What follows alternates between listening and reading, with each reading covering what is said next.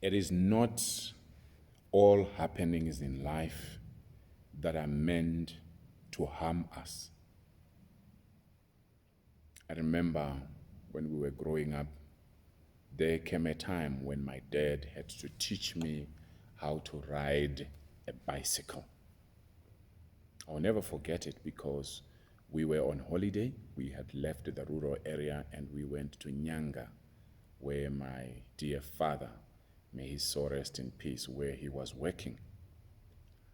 And while we were there, I can't even remember whether I requested that I wanted to learn riding a bicycle or it was him who decided. I can't even remember.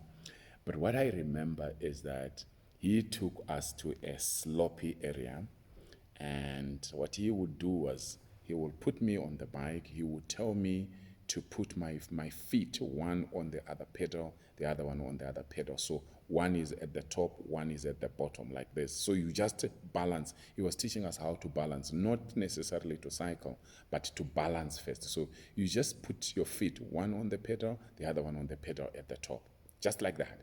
So he will hold at the back, okay, at the saddle. There's something they call the saddle. Those of you who have ridden bicycles before, there's something called a saddle. It's at the back of the bicycle, where you can put maybe some things that you are carrying.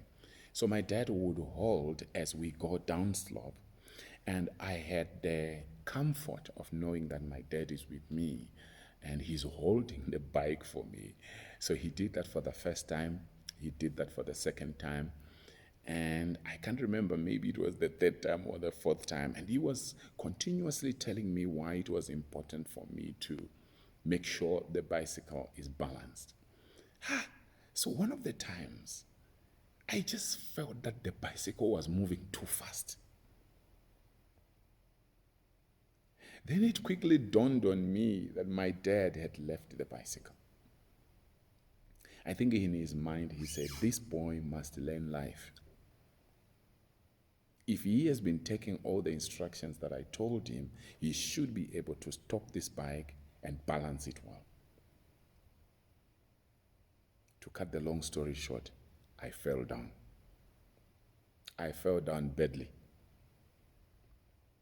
I don't remember whether I fell again after that, but it gave me a commitment to say I must learn to ride the bicycle.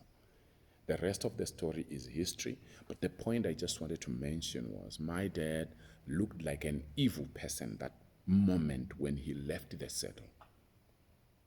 This is the same thing that the eagle does. I hear that the eagle, when it builds its nest in a very high place, most of the time at the top of the mountain where other birds and animals cannot reach. Remember, eagles can fly very high. So when it builds the nest, it puts twigs, twigs, hard, dry branches of trees. Puts those, and then it will put some thorns within the twigs. Then it will look for some soft material, some cushions. Then it will lay its eggs there. You can see why even God himself normally likens himself to the eagle. He likens himself to the lion. Today I'm not talking about the lion, I'm just talking about the eagle. There is a reason why God would liken himself to the eagle, because the eagle is highly strategic, very strategic. So by putting hard twigs and then thorns inside and then some cushions, then it puts it eggs, one or two there, then it hatches. Then after hatching, the eaglet is enjoying life in the nest because it's cushioned. As the weeks go by, Mother Eagle will remove the cushions bit by bit. She removes the comfort bit by bit.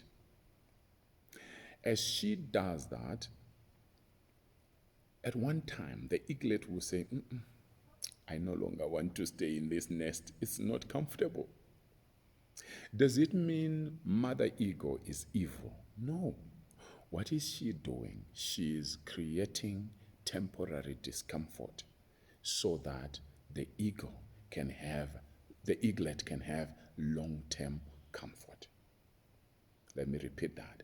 The eagle mother is creating temporary discomfort so that in the future the eaglet can have permanent comfort. After she continues to remove the comfort, the eaglet continues to feel the discomfort from the thorns, and then she gets out of that place. Unfortunately, unlike other birds, like some birds which are hatched on the ground or on some bushes or something like that, or in the grass, for the eagle, it's being hatched at the very, very, very top of a mountain, very far, which is very risky. So, which means the eaglet is actually born in adversity. The eaglet is born in danger, is born in a risky environment.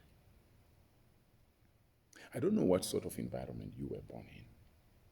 If you were born in adverse circumstances, you were born in a risky environment, you were probably born and your mother threw you in the bin, or your mother didn't love you, or your dad ran away, you are the person I'm talking to. Maybe you were born and you were born with a sickness. They say as soon as you were born, the doctors found that you had a hole in your heart, or there were some demonic forces fighting you, and until now you still feel like you are in discomfort. I'm with you. Follow this story very carefully. Now, the eaglet gets out of the nest, and mother eagle takes the eaglet on her back, and she flies. Remember, she stays in the high area, so she then flies with the baby on her back. Then as she is flying, she will flip so that now the eaglet has to get off the back. And for her to be safe, she has to flap her own wings for the first time. Sometimes you say, life is not fair. I don't know whether life is fair to the eaglet. I don't know whether mother eagle is being fair to the eaglet. But there is a reason. There is a very long-term reason. There is a strategic reason why this all is happening. Then the baby tries to fly and she's about to fall. The mother runs. Not runs, she flies faster. She goes under the baby. The baby again goes on mama's back. And she's panicking. What could have happened to me? I could have died. The mom doesn't say anything. She knows what she's doing. Then she flies. She flips again. The baby. She's learning to fly. Then as time goes on, baby eaglet begins to realize that what mommy was doing for me was not to harm me. What the circumstances did to me in the nest and in flying in the air, mom flipping me off so that I fly on my own, was not meant to kill me. It was meant to make me strong. Are you aware that whatever you are going through right now is meant to make you stronger than ever? Are you aware that the world has not yet seen what you are made of? Are you aware? When we were growing up, we know of how our mothers would take, what do you call it again? Pepper, very strong pepper.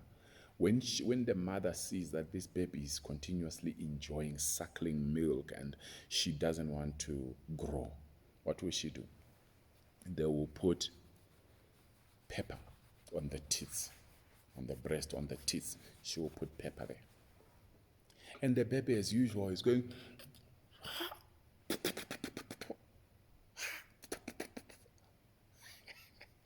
The baby is not enjoying. What kind of milk is this one? Is the mother evil? No. The mother knows what she's doing. She's actually doing good for this baby. But the baby doesn't understand because the baby is still too young to understand. Even if the mother was to explain, the baby would not get it. Imagine if your mama allowed you to continue suckling until you were going to school. We have heard of some children like that. They go to school, they come back, they suckle because the mother is very understanding. But that must be very embarrassing. The same applies to God. There are circumstances that He will allow, not that He is the one who brings them. It can be the enemy who is harming you, like what happened in the life of Job. It was not God who was harming Job. If Job had known that it was the devil, he would have cursed the devil and he would have conquered him. Maybe he didn't know at that juncture. But you and I know better. You can curse circumstances. You can speak by faith. You can speak to a mountain and it moves. Job thought it was God who was causing problems for him. Now, the moment you are against your maker, who will help you? So what I'm saying is, I don't know what you are going through right now. Please comment in the comment section. I would like to hear, what are you going through? What are you thinking of? Or what did you go through when you were young? For me, apart from my dad saying that, causing me to fall with the bike, he also used to say, if you are thinking of coming to work where I work, it will never happen. You can't work in my workplace. Daddy, I want to work where you work. So you see, if my dad had not been very strict with me, maybe right now I would be a general worker where he used to work. Now, am I saying there's anything wrong with being a general worker? No, I used to be a general worker. But what I'm saying is he challenged me to do something bigger than he did. He didn't want me to be in the comfort zone. Do you feel like you are in the comfort zone and you need some shaking?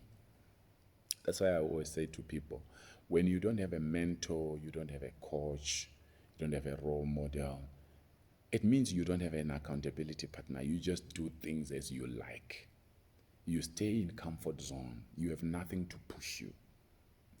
It's almost the same as people who, if you have a very good landlord, do you know you can be the senior most tenant. You become a chief tenant. You say, I was here for 15 years. Oh, I've been here for 20 years. Our landlord is a very good person. But you will never have a house of your own. Do you see that? But adverse circumstances where you are a tenant and your landlord is ruthless, your landlord tells you off every morning, every afternoon, every evening, it will cause you to have sense and you begin to save money, and before you know it, you buy your own property. Adverse circumstances are not meant to kill you, they are meant to cause you to become greater. Please don't enjoy temporary comfort that puts you in perpetual discomfort throughout your life.